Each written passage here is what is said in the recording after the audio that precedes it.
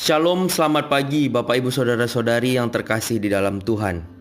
Kita bersyukur Gema Kabar Baik kembali menyapa kita hari ini, Senin 16 Januari 2023. Gema Kabar Baik kita pada hari ini disadur dari renungan di dalam santapan harian. Bapak Ibu Saudara, firman Tuhan dalam 2 Raja-Raja pasal 3 ayat 18, demikianlah firman Tuhan.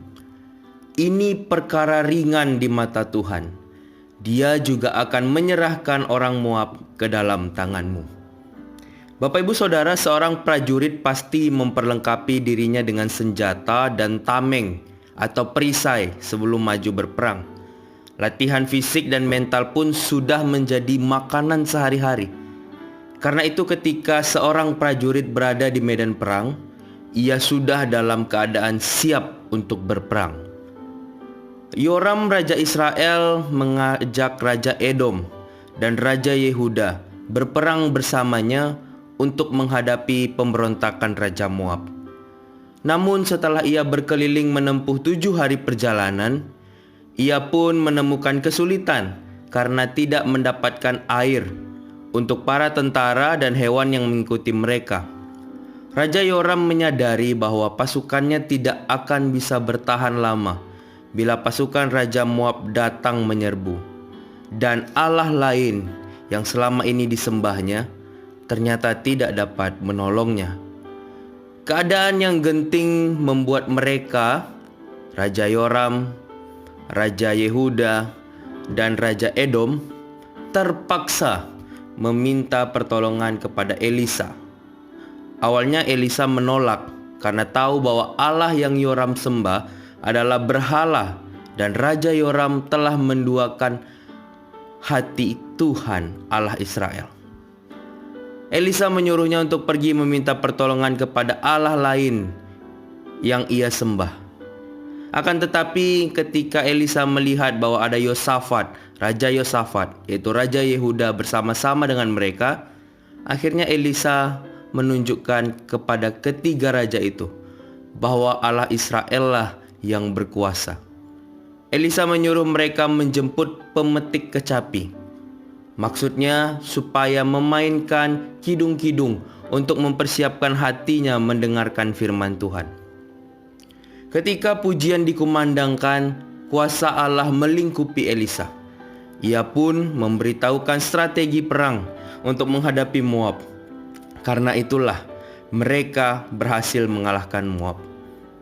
Bapak Ibu Saudara, peperangan atau keadaan terdesak apa yang sedang kita alami sekarang ini? Apapun itu, apa respon pertama kita? Apakah kita seperti Raja Yoram, setelah terdesak baru kemudian mencari bantuan? Atau apakah kita malah mengandalkan kekuatan kita sendiri? Raja Yoram membuktikan bahwa kekuatan sendiri dan kekuatan Allah lain yang dia sembah itu ternyata tidak membantu dia sama sekali untuk bisa mengalahkan Raja Moab dan lepas dari kondisi terdesaknya.